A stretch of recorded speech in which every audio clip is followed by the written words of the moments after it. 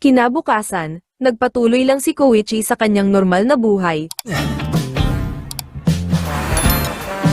Pero pag-uwi niya ay nagulat siya nang makakita ng isang manong na hindi niya kilala sa loob ng kanyang bahay. Nalaman niya na ito pala si Knuckle Duster nang suotin nito ang kanyang maskara. Pagkatapos noon ay may dumating naman na isang babae na hindi niya rin kilala. Nagulat siya nang malaman niya na ito pala si Pop Step dahil mukha itong nerdy. Kumilos sina Pop at Knuckle Duster na parang kanila ang bahay ni Koichi at nag-away tungkol sa kanilang inaangkin na espasyo. Nang magpaalam si Koichi na papasok na siya sa trabaho ay sinabi ng dalawa na wala silang pake. Dismayado si Koichi dahil ang inaasahan niyang buhay kolehiyo ay masaya at may maraming kaibigan. Pagkatapos noon ay pinakita si Pop na nagsimula na sa kanyang live performance sa tabi ng kalsada.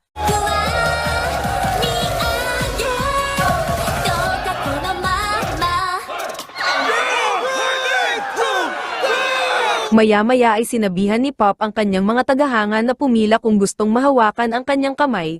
Isang kalbong tagahanga ang nasuntok dahil sinubukan nitong sumingit. Nilapitan ito ni Nanami Maru at Samazo para kamustahin. Sinabihan ni Samazo ang kalbong tagahanga na magpigil ng kanyang nararamdaman tulad ng isang tunay na lalaki. Ganun pa man pagkatapos magsalita ay biglang nagtodo si Samazo para magpapansin kay Pop.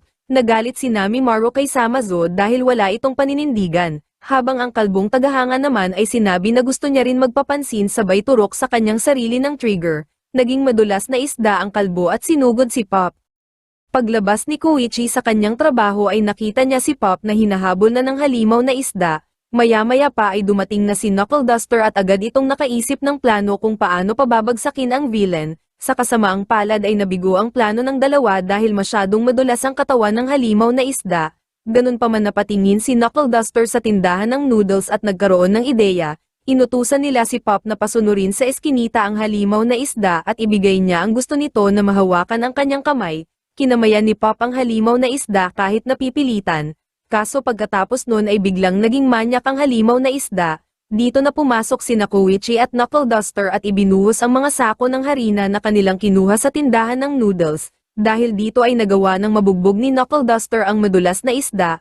Pagkatapos mapabagsak ang halimaw na isda ay dumating na ang mga pulis kaya inaya na ni Koichi sina Knuckle Duster at Pop na tumakas. Sumama sa bahay ni Koichi ang dalawa at muling umasta na parang kanila ang bahay. Habang nag-aaway ang dalawa ay lumabas si Koichi para magsampay ng kanilang damit. Dito ay sinabi ni Koichi sa kanyang sarili na hindi na rin masama ang nangyayari kahit pa hindi ito ang kanyang inaasahan na buhay kolehiyo. Sa headquarters ng mga pulis, pinag-usapan ni Sukauchi at Tanuma ang dumaraming kaso ng mga instant villain na dulot ng gamot na trigger. Natuklasan nila na ang mga insidente ay nangyayari lamang sa silangan ng Naruhata malapit sa istasyon ng tren. Ganun pa man hindi kilala ng mga naaresto ang nagpapakalat ng trigger kaya mahihirapan pa rin silang mahanap ito. Sinabi ni Tanuma na sa tingin niya ay parte ng isang malaking plano ang pagpapakalat ng gamot na trigger.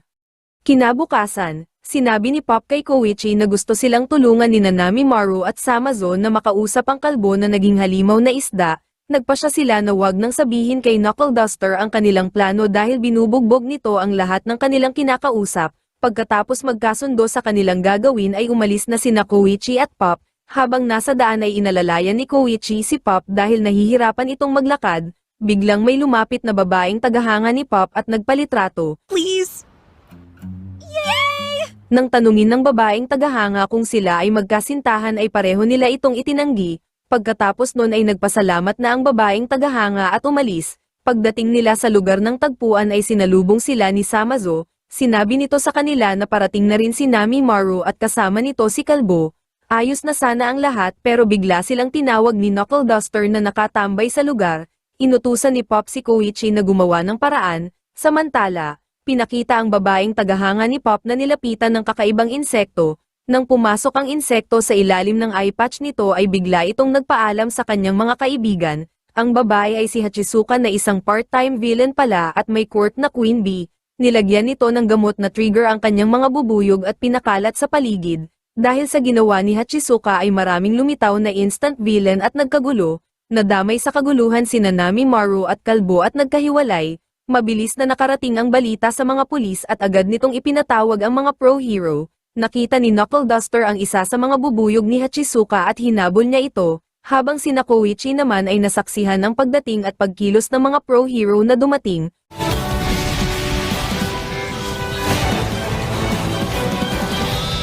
It's all done as fast as it started! Pagkatapos matalo ng mga pro hero ang lahat ng mga instant villain, pinakita si Knuckle Duster na tinatanong si Nami Maru kung may nakita itong tao na kumukontrol ng mga bubuyog. Sa mga sandaling yun ay nasa isang eskinita si Hachizuka at kasama si Kalbo. Nabigo si Knuckle Duster na mahanap si Hachizuka kaya bumalik na lang ito sa kanyang mga kasama.